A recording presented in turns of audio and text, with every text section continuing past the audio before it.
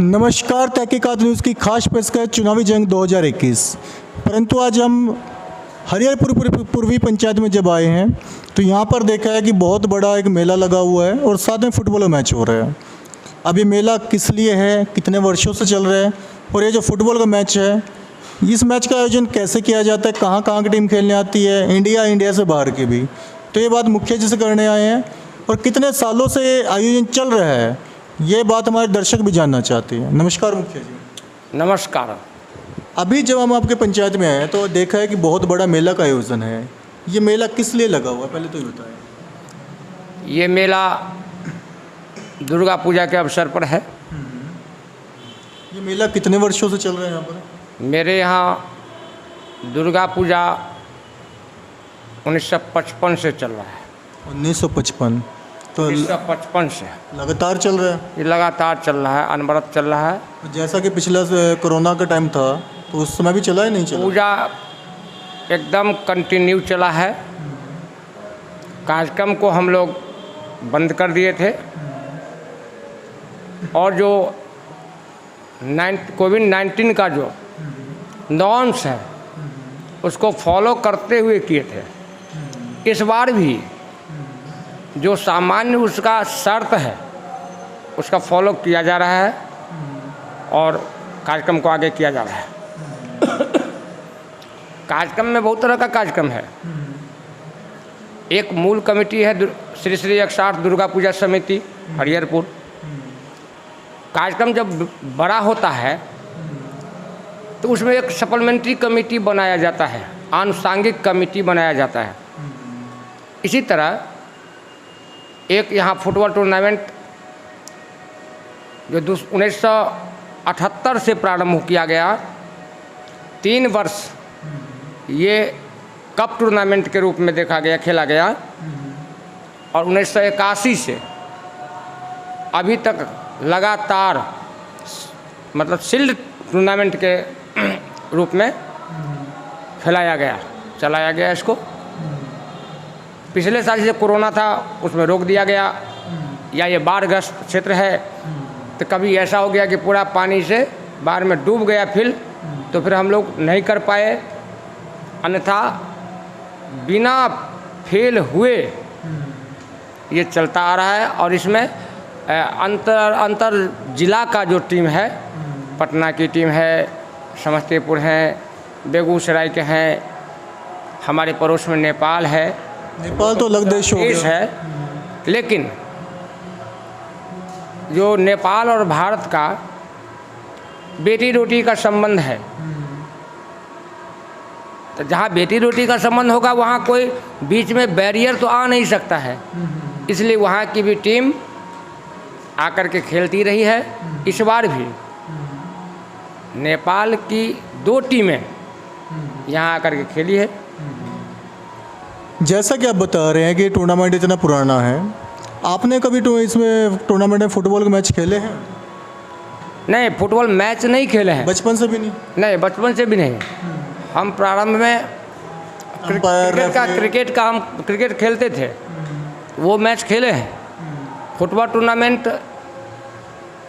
Tournament में एकाक जगह हम खेले हैं शुरू में।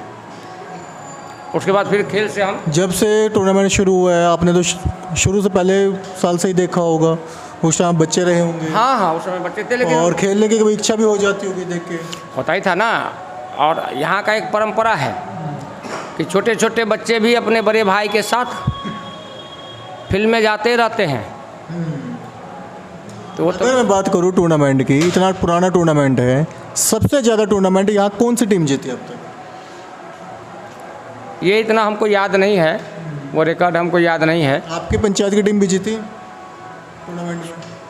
शुरुआती दौर में मेरे पंचायत की टीम भी इसमें भाग लेती थी। अच्छा, अभी भाग नहीं ले रही है। लेकिन नियम कहता है कि जो टीम, जो क्लब संचालन करता होता है, वो अपना एक रिजर्व टीम बना करके रखना है उसको। कमेटी टीम जिसको कहते हैं। कमेटी का टीम एक होना ही चाहिए कि कहीं कोई टीम नहीं आ सका किसी कारण से, तो उससे खेलने के लिए एक टीम चाहिए, ये नियम कहता है। तो एक टीम तो जब हम खेल ही लेंगे उसमें पार्टनर ही बन जाएंगे, हिस्सेदार ही हो जाएंगे, तो फिर कौन सा होगा? मेरे पास टीम नहीं होगा।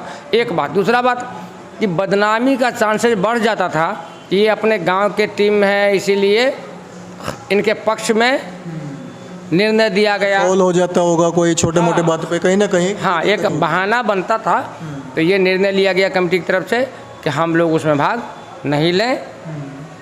तो 5 साल से आप मुखिया हैं, 5 साल में 1 साल शायद आयोजन नहीं हुआ कोरोना के टाइम में, चौथा साल मतलब 4 साल आपके टाइम में ये आयोजन हो चुका है। तो जब आयोजन किया जाता है तो यहाँ पे अतिथि किसको बुलाया जाता है? बाहर से कोई अतिथि होते हैं, पंचायत से अतिथि होते हैं, कहाँ से होते हैं? अक्सर बाहर के अतिथियों को बुलाया जाता रहा है। सांसद महोदय होते हैं, विधायक जी होते हैं, बड़े बड़े जो पदाधिकारी होते हैं। जैसे इस बार भी पहला दिन फीता काट करके इसका उद्घाटन किया गया, तो उसमें हम लोगों के केवटी के विधायक श्री मुरारी मोहन झा जी थे, और उनको इस पंचायत की मुखिया श्रीमती नीतू झा के द्वारा और उस खेल से जुड़े हुए बहुत पुराने सदस्य श्री गंगा प्रसाद झा के द्वारा सामूहिक रूप से पाग और चादर से सम्मानित किया गया। जैसा कि यहाँ पे देखा जा रहा है कि टूर्नामेंट बहुत अच्छे स्तर पे किया जा रहा है, और इस बार जो टूर्नामेंट का टाइम है ये एक राजनीतिक टाइम भी रह गया है कि पंचायत का चुनाव आ रहा है। तो क्या यहाँ पे इस खेल में पंचायती कहीं राजनीतिक रंग रूप देखने को मिल रहा है आपको? नहीं, खेल एक अलग चीज़ है, राजनीति एक अलग चीज़ है।